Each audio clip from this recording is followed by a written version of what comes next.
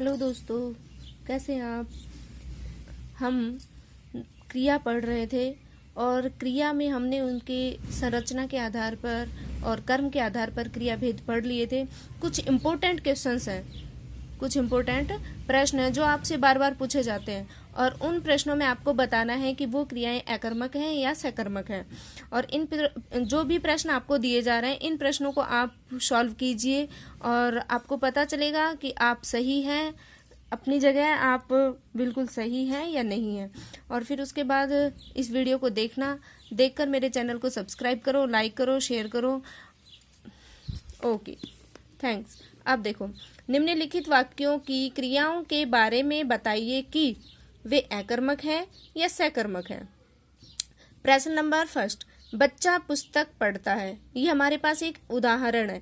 इस उदाहरण में आपसे पूछा गया है कि आपको बताना है कि ये क्रिया सकर्मक है या अकर्मक। अब देखो, ये क्या पढ़ रहा है? पुस्तक। बच्चा क्या पढ़ रहा है? पुस्तक पढ़ता है, इसीलिए ये क्या हो गई? सकर्मक क्रिया। कौन सी क्रिया हो गई? सकर्मक क्रिया। अब उसके पश्चात देखना, बीमार आदमी फल खा रहा है।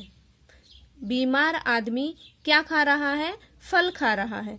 तो इसीलिए अब यहाँ देखना, ये हमारे पास कर्ता है और ये हमारे पास क्रिया आ गई, लेकिन उस क्रिया से हमें प्रश्न करना है कि वो क्या खा रहा है। तो वो क्या खा रहा है, उस प्रश्न का उत्तर हमें मिल रहा है, तो समझो कि वो कौन सी है? सकर्मक क्रिया।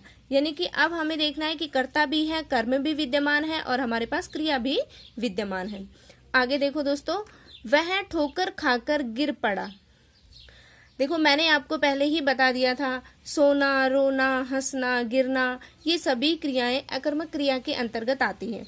तो वह ठोकर खाकर गिर पड़ा, तो वह, ये हमारे पास कर्ता आ गया, ये हमारे पास कर्ता है। और इस कर्ता के बाद अब हमारे पास कर्म विद्यमान नहीं है, सिर्फ क्या है? हमारे पास क्रिया है। तो अतः यहाँ पर कौन सी क्रिया हो गई?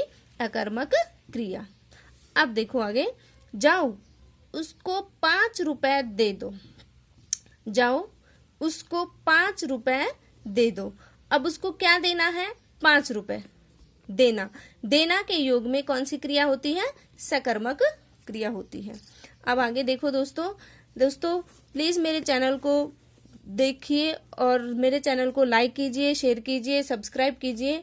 आपको मोस्ट इम्पोर्टेंट, आप जितना आप मेरे चैनल को सब्सक्राइब करोगे, आप आगे के वीडियो आपको मिलते चले जाएंगे और आपको मोस्ट इम्पोर्टेंट क्वेश्चंस भी आपको आगे बताए जाएंगे और टॉपिक भी आपको आगे, देखो क्लास 10th में, क्लास 12th में हमारे समास का भी और संपूर्ण व्याकरण, आपको सारा व्याकरण का वीडियो आपको मिलेगा। तो मेरे चैनल को सब्सक्राइब करते जाइए और अगला वीडियो देखते जाना। आगे देखो, उदाहरण देखते हैं। उदय ने अनंत को अपनी घड़ी दे दी। किसने? उदय ने। क्या किसको दे दी? अनंत को दी। क्या दी? अपनी घड़ी दे दी।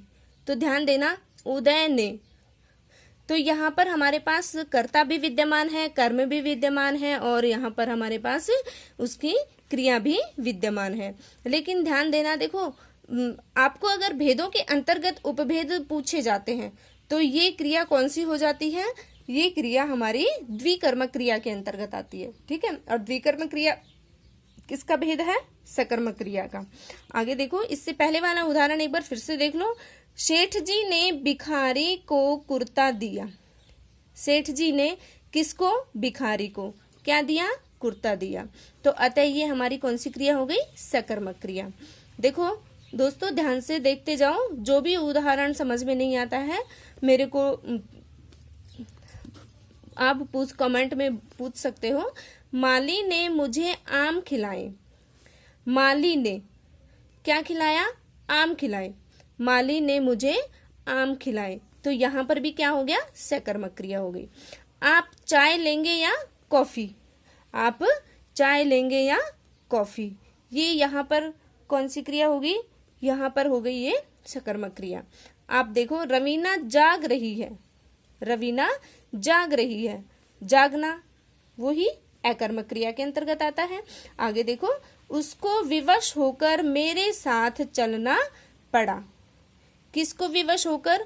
उसको विवश होकर किसके साथ चलना पड़ा? मेरे साथ चलना पड़ा। चलना पढ़ा, यानी कि यहाँ पर कौन सी क्रिया हो गई? अकर्मक क्रिया। आगे देखो दोस्तों, सेवक एक आवश्यक पत्र लाया। सेवक क्या लेकर आया? एक आवश्यक पत्र लेकर आया, यानी कि ये कौन सी क्रिया हो गई? सकर्मक क्रिया। ओके, अब आगे देखो, निम्नलिखित वाक्यों में मुख्य क्रिया छांटिए। कुछ ऐसे प्रश्न भी आपको एग्जाम में पूछे जाते हैं कि जो आपको वाक्य दे दिए जाते हैं और उनमें आपको बोल दिया जाता है कि इन वाक्यों में आप मुख्य क्रिया बताइए। तो मुख्य क्रिया बताने के पश्चात उसमें उसकी परिभाषा भी स्पष्ट कीजिए। तो अब यहाँ पर देखना क्या है कि कहानी समाप्त हो चुकी। कहानी समाप्त हो चुकी, तो यहाँ क्रिया हो रही है कौन सी? होना। वो कहानी क्या हो चुकी है? समाप्त। तो अतः यहाँ पर क्या हो गई? मुख्य क्रिया होना। ठीक है, वैसे मुख्य क्रिया कहते किसे हैं? कि संयुक्त क्रिया में एक क्रिया मुख्य होती है, वह कर्ता या कर्म के व्यवहार पर दृष्टि रखती है। किस पर दृष्टि रखती है? कर्ता या कर्म के व्यवहार पर जो दृष्टि रखती है वो मुख्य क्रिया कहलाती है। तो अब देखो आगे, उसने किताब लिखी है। उसने क्या लिखी? किताब। लिखना यहाँ पर क्या हो गई? हमारे पास क्रिया हो गई। आगे देखो, तुम यह खाना खा सकते हो। क्या खा सकते हो? खाना। और खाना, भोजन को करना, ये क्या हो गई? हमारे पास मुख्य क्रिया हो गई। ठीक है, आगे देख लो, उदाहरण नंबर 4, पुस्तक खरीद ली है। कर्ता हमारे पास क्या हो गया? पुस्तक हो गई, यानी कि ये क्या है? इसको पुस्तक को हमने खरीद लिया है, तो अतः यहाँ पर खरीदना मुख्य क्रिया हो गई। मकान बेच दिया गया है। मकान बेच दिया गया है, मकान को क्या कर दिया? बेचना, तो ये क्या हो गई? मुख्य क्रिया हो गई। उदाहरण नंबर 6, तुम जा सकते हो। तुम जा सकते हो, तो यहाँ पर जाना मुख्य क्रिया के अंतर्गत आता है। उदाहरण नंबर 7, उसके दोस्त बातें करते हैं।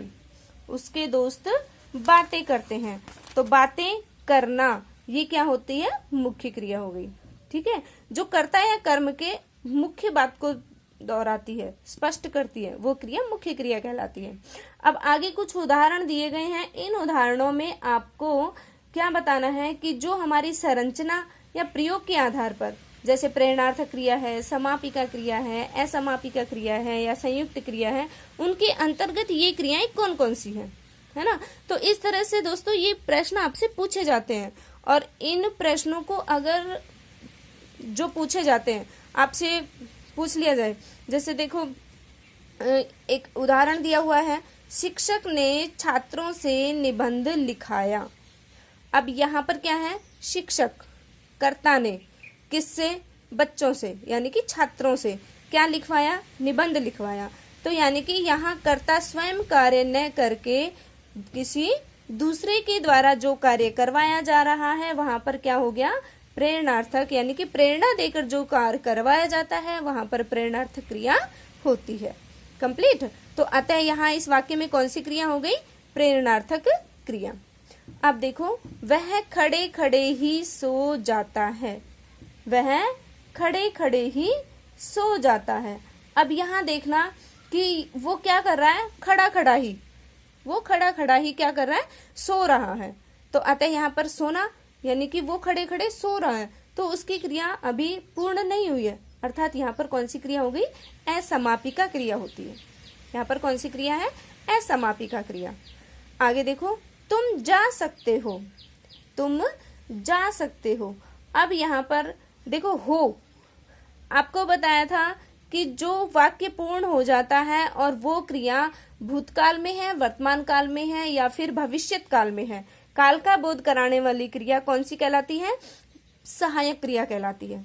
तो यहाँ पर ये क्रिया किसका बोध करा रही है? काल का बोध करा रही है। और वैसे भी यहाँ पर क्या दिया जा रहा है? आदेशात्मक आज्ञावाचक वाक्य है, तो यहाँ पर क्या है? ये क्रिया के अंतर्गत सहायक क्रिया। ओके। रिक्शा सड़क पर दौड़ रहा है। रिक्शा कहाँ दौड़ रहा है? सड़क पर दौड़ रहा है। अब यहाँ पर दौड़ना, यहाँ पर दौड़ना यानी कि वो दौड़ लगाता ही जा रहा है ना। तो ये कैसी क्रिया है? ये हमारी समापिका क्रिया के अंतर्गत आती है। वो सड़क पर दौड़ रहा है। ओके, तो ओके फ्रेंड्स, अब मेरे वीडियो को प्लीज़ लाइक कीजिए, शेयर कीजिए, सब्सक्राइब कीजिए और आपको जो बेल आइकन दिया हुआ है उसको दबाइए। आपको मेरे अगले सारे वीडियो आपको मिलेंगे। व्याकरण के जितने भी टॉपिक हैं, क्रिया है, समास है, सारे टॉपिक वीएल की स्टडीज चैनल पर आपको सभी अवेलेबल होंगे। Okay, thanks.